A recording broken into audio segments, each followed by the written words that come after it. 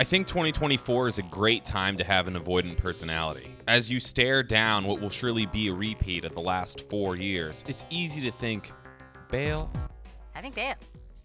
It's a common feeling, and I feel like you can see it in the culture with people switching to dumb phones and bringing back digital cameras. And you can also see it in gaming with all these modern early 2000 classics being remade. But the problem with all these remakes is that they ain't got no soul. You play these games that you've already played before, and some of them do feel great, and they can feel great for a time, but at the end of them, you kind of sit back and realize, what was the point of that? Did you really gain anything by playing this rebooted or remade version? Or did it in fact water down what you already loved and is still available? None of these games went anywhere. I'm talking about changing the dialogue in Resident Evil 4 to be less campy. Crobat has a great video on that. Or I'm talking about removing options and game modes that were available in the original versions of those games. And in addition to now reliving all the actions of 2020, you also realize that you haven't gotten a raise since then. So why not don't spend your money on remakes and remasters that are cheaply made? Go back to the originals, go back to the classics. Games you can get on emulators. You can either pay $60 for a collection of all 3 Mario games without any features, or you can just play them on emulators and experience the best versions possible for free. You can pay full price for Super Mario RPG, but then you would realize that it's just an SNES game that you got in a new colorful gift wrapping. So in the spirit of not paying for games that you've already beaten, and definitely not in the spirit of avoiding my problems, we're going to be looking at a lot of those emulated classics. Basically everything EA made in the early 2000s. And to start us off, we're going to play one of the best games that you can play with your friends right now on a couch, regardless of what year it is. A James Bond first-person shooter of any generation, pretty much. Games like Goldeneye for N64, or Goldeneye for the GameCube, or Goldeneye for the Nintendo Switch. And for now, we're going to skip 007 Racing and all the third-person games, even though there are a few good ones, because most of them are pretty bad. So let's start at the bottom with Goldeneye 64, the true Mac Daddy of first-person shooters. I could make a whole video on this game alone, but pretty much everyone already has, including Donkey. And go watch his videos, because my opinion pretty much echoes it. The too long did not read is that this game sucks to play on an original N64 and is much better through modern controls,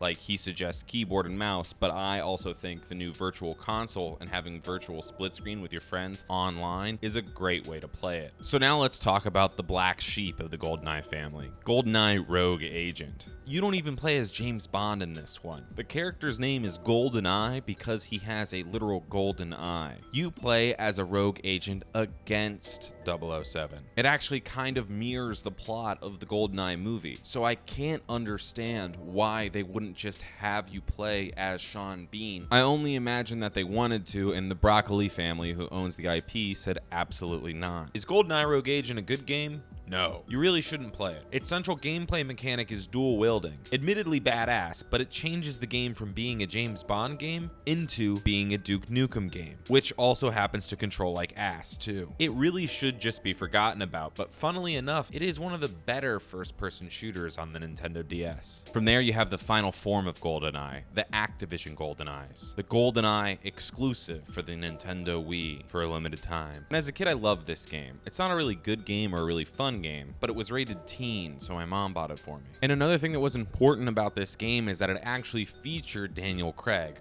All James Bond games are so much better when they can use the real likeness of a current actor, but at the same time, this game is kind of a shot-for-shot remake of the N64 version with better graphics. Yet, in replaying it, I found it much more enjoyable than the N64 version, mainly because I can aim down iron sights. But you're never gonna get your friends to sit on a couch and play this game with you, especially when you could do it with the OG Goldeneye and have the nostalgia factor kick in. And this also marked a weird period for James Bond first-person shooter games when Activision took over and basically made them all Call of Duty clones. I enjoyed playing through 007 Legends because it drops Daniel Craig into all these classic Bond movie roles. The Activision Quantum of Solace game was about as good as the movie Quantum of Solace, so it was cheeks. But setting aside the weird Goldeneye franchise, let's talk about the EA games. Challenge everything.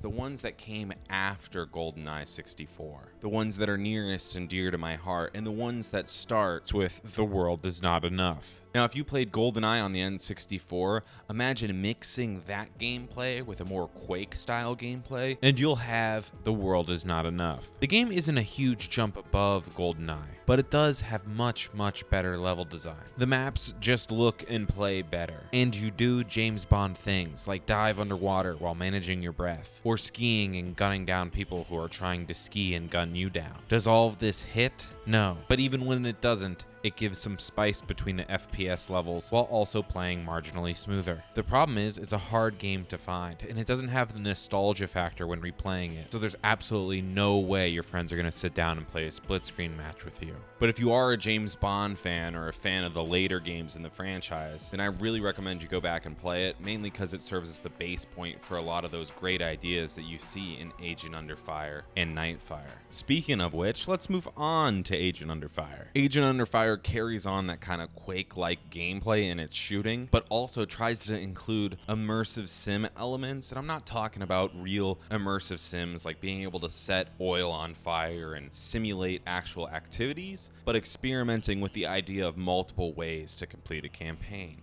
Take the opening, for instance. Here. There appear to be two ways into the building.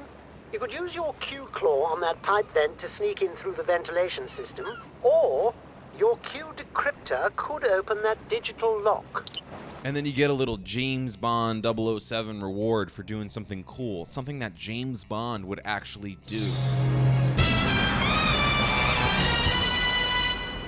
It reinforces that idea for the player, so you spend the rest of the campaign shooting barrels and looking out for anything you can grapple to because you want to be more like 007. And to the designer's credit, they encourage that idea by hiding little ammo drops, weapon crates, and other things to find all throughout the game worlds. There's not a lot of them, and ultimately the game does always revert back to that Quake-style shooting, which is just kind of passé nowadays. It's not that it's not fun, it's just you've played it before. But Agent Under Fire is a really quick campaign, and I would recommend it if you can stomach the fact that the controls are continuously dog shit for this franchise. I don't know who in the PS2 era was assigning R1 to shoot, but they should be flogged. And the multiplayer of this game is one of the best in the series because you can use that grapple and grapple onto anything. It actually creates a bunch of really weird scenarios where you have to look out for your friends in the corners of places where they shouldn't be but are waiting for you with a sniper rifle. And if you're like me and played this game as a kid, you can absolutely sell it to your friends because it includes bots. So that way you and your friend can play it against someone together, which is just a better feeling than kicking his ass over and over again, which I always do because, let's face it, I'm the loser that invited them over to play a game on the PS2.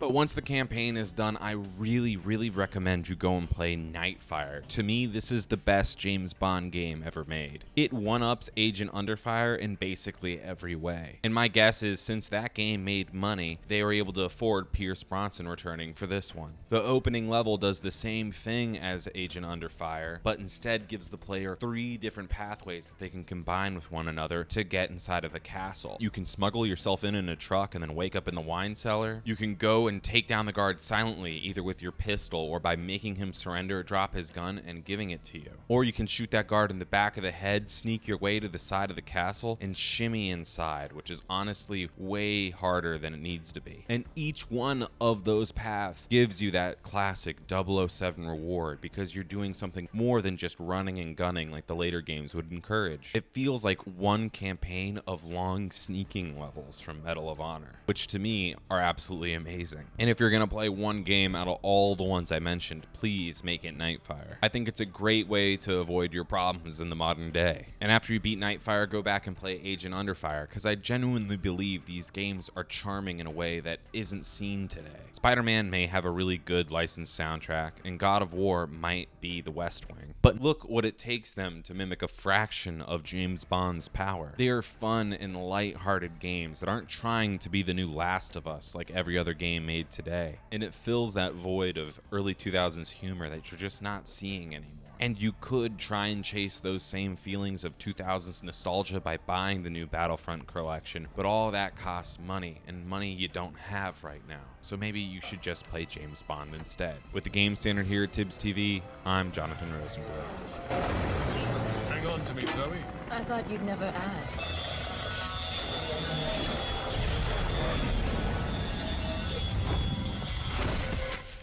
Nice landing, James. Why do you always seem to end up on top?